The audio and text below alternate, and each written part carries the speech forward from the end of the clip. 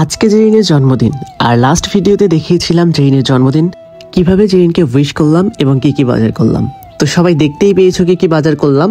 আর এই ব্লগটা সম্পূর্ণই থাকছে জেরিন বার্থডের দিন কি কি রান্না করলো। আসসালামু আলাইকুম এভরিওয়ান, আশা করছি সবাই অনেক ভালো আছো। জেরিন ওর বার্থডের দিন কি কি রান্না করলো সম্পূর্ণ কিছু জানতে হলে এই ব্লগটা ফুল দেখতে হবে। ও ফার্স্টেই ম্যারিনেট করে রাখতেছে চিকেন, দেন বিফ, সব কিছু ম্যারিনেট করে রাখতেছে। ও চিকেন ফ্রাই করবে, এই জন্য ম্যারিনেট করার জন্য সব কিছু উপকরণগুলো দিয়ে নিল। আর এই চিকেনের পিসগুলো ছোট ছোট করে কেটেছিল, কারণ এটা হচ্ছে ফ্রাইড রাইসের ভিতরে দিবে, তো এটাও সে ম্যারিনেট করে রাখলো। আর এখন জেরিন বিফ ম্যারিনেট করে রাখবে, তো বিফের টুকরাগুলো নিয়ে নিল এবং তার ভিতরে সব মশলাগুলো দিয়ে নিল, হলুদের গুঁড়া, মরিচের গুঁড়া, লেবু, আর তারপর হচ্ছে সয়া সস, সব কিছু দিয়ে সে সুন্দর করে মেখে ম্যারিনেট করতেছিল আর কি। আমি সেটাই তোমাদের দেখাচ্ছিলাম। ওইদিকে ওগুলো ম্যারিনেট করে রাখা হলো, আর আরেকদিকে জেরিন চাউল ধুয়ে নিচ্ছিল, অর্থাৎ পোলাওর চাউলটা ধুয়ে নিচ্ছিল। অন্যদিকে জেরিন পানি গরম দিয়েছিল, পানির ভিতরে সোয়াবিন তেল একটু দিয়ে নিল এবং লবণ দিয়ে নিল এবং তার ভিতরে ধোয়া চাউলগুলো দিয়ে নিল। দেখো পোলাও হয়ে গেছে। পোলাওগুলো ফ্যানের বাতাসে নিচে আলাদা আলাদা করে প্লেটারে রাখা হলো, কারণ যদি ঝরঝরে না হয় ফ্রাইড রাইস অতটা ভালো হয় না। এখন জেরিন বিফ সিজলিংটা কীভাবে মেক করতেছে সেই প্রসিডিওরটা দেখাবো। তো ওর ভিতরে ডিম দিয়ে নিল এবং আটা দিয়ে নিল বিফের টুকরাগুলোর ভিতরে, এবং ও ভালো করে মেখে নিচ্ছে। আর মাখার পরে দেখতে পাচ্ছ এখন ও ফ্রাই করবে।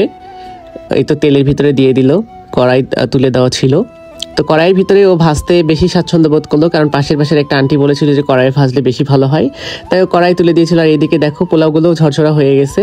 আর এইদিকে বিফ সিজলিংটা ফ্রাই করা হয়ে গেল এবং জেরিন লুক দিয়ে তাকাচ্ছিল।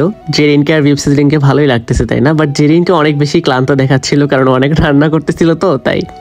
তো এখন একটা ফ্রাই প্যানের ভিতরে গাজর নিয়ে নেওয়া হলো, ইভেন যে উপকরণগুলো লাগে যেমন পেঁয়াজ, মরিচ, তারপর আরও যে উপকরণগুলো লাগে সব কিছু দিয়ে নেওয়া হলো এবং সেই বিফ সিজলিংটা ভিতরে দিয়ে নেওয়া হলো।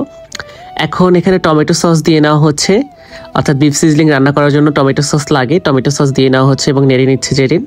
সয়া সস দিয়ে নেওয়া হলো পরিমাণ মতো এবং ভালো করে নাড়তে নাড়তে হয়ে গেল। দেখতে পাচ্ছ গাইস, বিফ সিজলিং কিন্তু একদম রেডি। আমি একটা টেস্ট করে দেখেছিলাম, উফ কি দারুণ হয়েছে, এত মজাদার যে হয়েছে কি আর বলবো। ফার্স্ট টাইম জেরিন আমার জন্য মেক করেছিল, এত ভালো হবে আমি তো ভাবতেই পারিনি। বিফ সিজলিংটা তুলে নেওয়ার পর জেরিন চিকেনের যে ছোট ছোট টুকরা করে চিকেন কেটে নিয়েছিল সেটাও ফ্রাই করে নিল এবং তার ভিতরে ডিম দিয়ে নিল। ডিম দিয়ে ভালো করে ওটা পেস্ট করে নিচ্ছে সেই চিকেনগুলোর সাথে, যাতে ডিমটা ভালোভাবে মিক্সড হয়ে যায়। আসলে এখন জেরিন হচ্ছে ফ্রাইড রাইস মেক করবে, আর ফ্রাইড রাইসটাই এখন আমি তোমাদের দেখাচ্ছি। তো গাজর দিয়ে নেওয়া হলো পরিমাণ মতো এবং বাঁধাকপি দিবে একটু পরে। গাজর দেওয়ার পর একটু নেড়ে নিল এবং তেলটা দিয়ে নেওয়া হলো পরিমাণ মতো, যতটুকু তেল লাগে আর কি ফ্রাই করতে। তারপর বাঁধাকপির যেই কেটে নিয়েছিল জেরিন সেটা দিয়ে নিল। এখন এটাও ভালো করে নেড়ে নিবে যতক্ষণ পর্যন্ত না হয়ে যায়। দেখো অনেক সুন্দর লাগতেছে না ফ্রাইড রাইসের প্রসিডিউরটা। তো তারপর পেঁয়াজ দিয়ে নিল, পেঁয়াজটা অনেক সুন্দর করে কেটেছিল, ফ্রাইড রাইসে যেরকম লাগে। থাই ফ্রাইড রাইস তো থাই সিস্টেমে সে কেটে নিয়েছিল আর কি। তারপর ঝরঝরে করা সেই পোলাওটা দিয়ে নেওয়া হলো এবং ভালো করে নেড়ে নিচ্ছে জেরিন, যাতে ভালো করে মিক্সড হয়ে যায়। এখন সিদ্ধ করা পোলার চাউল আরও যেগুলো ছিল সেগুলোও দিয়ে নিল। আর এতগুলো পোলার চাউল ও তো নাড়তেই পারতেছিল না, তাই আমি চলে আসলাম জেরিনকে হেল্প করার জন্য এবং আমিও নেড়ে দিচ্ছিলাম। আর দেখতেই পাচ্ছ একটু একটু কিন্তু ফ্রাইড রাইসের মতো ভাইবস চলেই এসছে। তো তারপর সস দিয়ে নেওয়া হলো পরিমাণ মতো।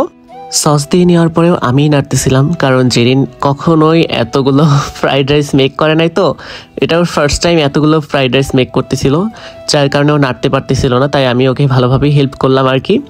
তো এখনও সয়া সস দিয়ে নিচ্ছিল আর বলতেছিল, সালমান এখন আমি নাড়তে পারবো, একটু কমে আসছে পরিমাণের তুলনায়, তুমি এখন যাও। দেখতে দেখতেই জেরিনের ফ্রাইড রাইসটা হয়ে গেল এবং উপরে যে মরিচটা দিতেও ভুলে গিয়েছিল সেই মরিচটা দিয়ে নিল। ওয়াও, দেখো রেস্টুরেন্টে যেরকম লাগে ঠিক সেরকমই লাগতেছিল। বাট একটা জিনিস কি জানো, আমি একটু টেস্ট করেছিলাম, রেস্টুরেন্টের থেকে ডবলে ডবলে ডবলে মজা হয়েছে ওর হাতের ফ্রাইড রাইস। জেরিনের বার্থডে উপলক্ষে লাস্ট আরেকটা ভ্লগ আসবে, সেই ভ্লগে দেখাবো কি কি আমরা খেলাম আর কিভাবে খেলাম। তো সব কিছু নিয়ে থাকবে সেই ভ্লগটা। সেই অবধি সবাই অনেক ভালো থাকো। আল্লাহ হাফিজ এভরিওয়ান।